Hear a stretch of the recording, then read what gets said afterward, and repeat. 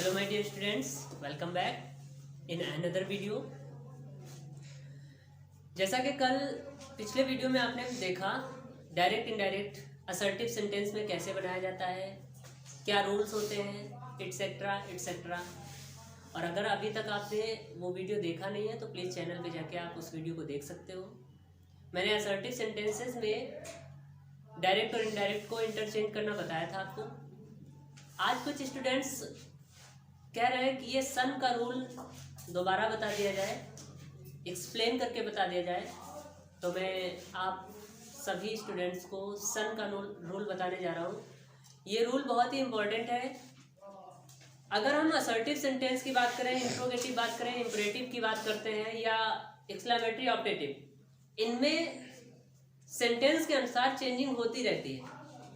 कुछ सेंटेंस ऐसे होते हैं जिनमें हम दैट का यूज़ करते हैं, कुछ में टू का यूज़ करते हैं, किसी में नॉट टू लगा देते हैं। लेकिन एक सन का नियम ही एक ऐसा नियम होता है जिसमें कोई परिवर्तन नहीं होता। ये असर्टिव में भी काम करता है, इंट्रोगेटिव में भी काम करता है, इम्परेटिव में भी काम करता है, एक्सक्लेमेटरी में भी काम करता है और ऑप्टेटिव में भी काम करता है। मतलब 5 जो तुम्हारे सेंटेंस होते हैं, पांचों में ये काम करता है। इसको आप ऐसे मान सकते हो जैसे जब आप एक्टिव पैसिव बनाते हो, एक्टिव पैसिव में एक चीज कॉमन होती है, बताओ कौन सी? वर्ब की थर्ड फॉर्म। कौन सी कॉमन होती है? वर्ब की third form.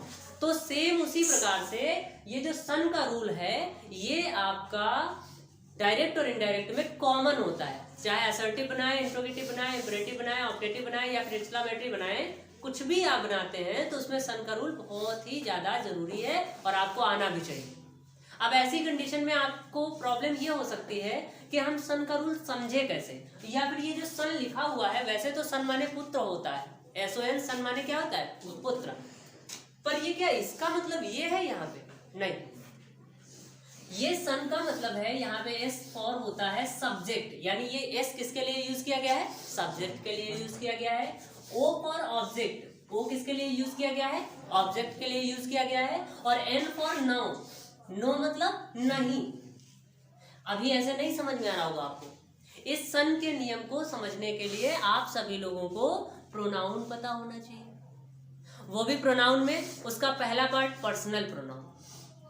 Okay, so please look at the board. मैं आपको पर्सनल प्रोनाउन बताने जा रहा हूं।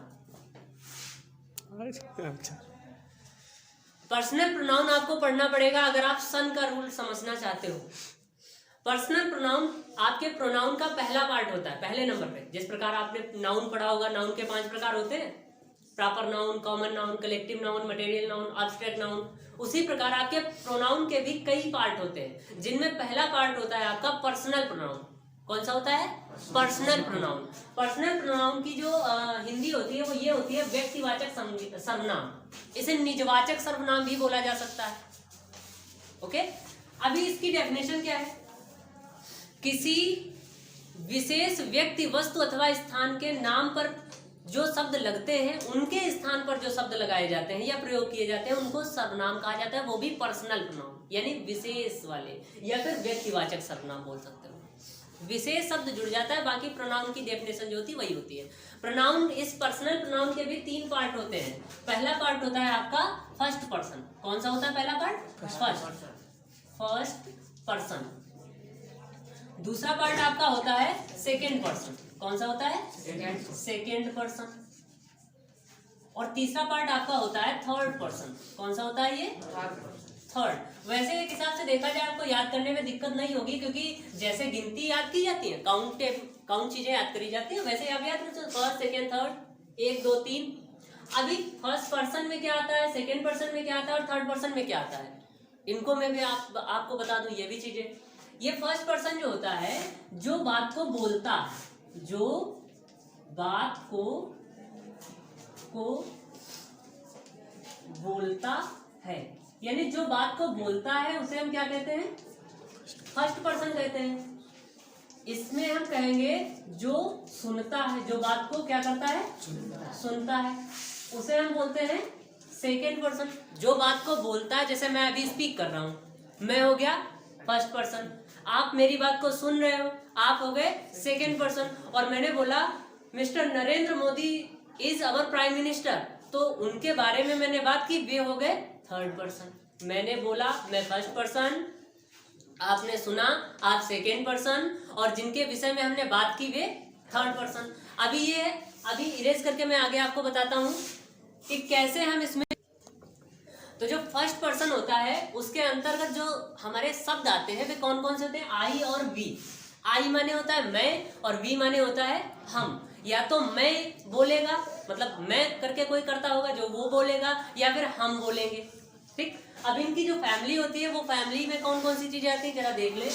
आई की फैमिली में होता है मी, माई और माइन। वी की फैमिली में अस, आवर, आवर्स, जिसे आर्स भी बोल सकते हो आप, एटसेट्रा, आदि आदि चीजें। सेकेंड पर्सन जो बात को सुनता है उसमें यू सब्जेक्ट आता है। कौन सा आता है? यू। अब यू की फैमिली क्या है? यू, योर, योर्स, ये हो जाएगा आपका। Any problem? थर्ड पर्सन में सब्जेक्ट आपका आ जाता है ही, सी, इट, दे, एटसेट्रा आदि। अब इनकी भी फैमिली में कुछ मैं लिखवा दे रहा हूँ आपको शब्द, क्योंकि अगर मैं ज्यादा लिखवाऊंगा तो फिर ये हो नहीं पाएगा, समझ में नहीं आएगा आपको। फिलहाल एग्जाम्पल के लिए मैंने कुछ लिखवा दिए हैं, आप भी इसे देख सकते हो, लिख सकते हो। जैसे हिज हमने लिख दिया। ये जो हमारा सेकेंड पर्सन है यू, योर, योर्स हो गया, और जो हमारा थर्ड पर्सन होता है उसमें ही, सी, इट, दे, और इनकी फैमिली हिज, हिम, हर, देम, दियर आदि एटसेट्रा। मतलब क्योंकि ज्यादा कहाँ तक लिखवाएं, आप थोड़ा जानते भी तो हो, ऐसा थोड़े कि आप कुछ नहीं जानते हो, आप बहुत कुछ जानते हो, बट आपको थोड़े नॉलेज के बारे में मैं भी बता दे रहा हूँ कि कैसे आप अपने नॉलेज को इंक्रीज कर सकते हो। इंक्रीज करने का मतलब होता है बढ़ाना। Okay, so let's see. तो देखते हैं जरा, अभी जो मैंने first person, second person, third person बताया उसको कैसे हम यूज करेंगे डायरेक्ट से इनडायरेक्ट में बनाते समय, वो इसका एग्जाम्पल देख लेते हैं। हमारे सामने एक एग्जाम्पल लिख रखा है हमने, Radha said to Gopal I am your new friend. Radha ने गोपाल से कहा मैं तुम्हारी नई मित्र हूँ। अब इसमें हमें चेंजिंग करनी होगी सन वाला रूल लगा के। जैसे कि मान लो यहाँ पे योर लिखा हुआ है, आई लिखा हुआ है जो इन्वर्टेड कामा के अंदर है, और इन्वर्टेड कामा के अंदर वाले भाग को हम रिपोर्टेड स्पीच कहते हैं, इन्वर्टेड कामा के बाहर वाले भाग को हम रिपोर्टिंग वर्ब कहते हैं। आइए रूल लगाते हैं कैसे चेंज करेंगे। सबसे पहले राधा लिखा हुआ है तो हम भी राधा लिखेंगे। हमने लिखा राधा, फिर सेड टू अगर दिया हुआ है तो इसे हम टोल्ड में बदल देते हैं। किसमें बदल देते हैं? राधा टोल्ड, और किसे बताया है? गोपाल को। हमने लिखा गोपाल, राधा टोल्ड गोपाल। अब कॉमा, इन्वर्टेड कॉमा हटाने के लिए हम किसका प्रयोग करेंगे? दैट का यूज करते हैं। राधा टोल्ड गोपाल, राधा ने गोपाल को बताया दैट की आई। अब यहाँ पे आई सब जो लिखा है आप अपनी नोटबुक में भी देख सकते हो, जो अभी मैंने नोट कराया, और यहाँ पे मैंने सन रूल लिख भी रखा है। अब आई यहाँ पे जो सब्जेक्ट है वो सब्जेक्ट कौन से पर्सन में आएगा? फर्स्ट पर्सन में आएगा। यहाँ पे लिख रखा है मैंने फर्स्ट पर्सन। फर्स्ट पर्सन बदलता किसके अकॉर्डिंग है? सब्जेक्ट के अनुसार बदलता है। यहाँ पे जो आई लिखा हुआ है ये सब्जेक्ट के अकॉर्डिंग बदल जाएगा, यानी राधा के अनुसार बदल जाएगा। राधा की जगह पर हम यहाँ लिखेंगे सी। क्या लिखेंगे हम? राधा की जगह पर लिखेंगे सी। अभी टेंस में भी परिवर्तन होता है, तो आई के साथ तो एम आया क्योंकि प्रेजेंट लिखा हुआ है, यहाँ पे सिंपल प्रेजेंट है, तो सी के साथ हम वॉज लगाएंगे सिंपल पास्ट में। क्या लगाएंगे सी के साथ? वॉज का यूज करेंगे। हमने लिखा वॉज, फिर यहाँ पे लिखा है योर। अभी हमने आपको बताया था you, your, yours. You, your, yours किस में आता है? सेकेंड पर्सन में आता है। सेकेंड पर्सन किसके अनुसार बदलता है?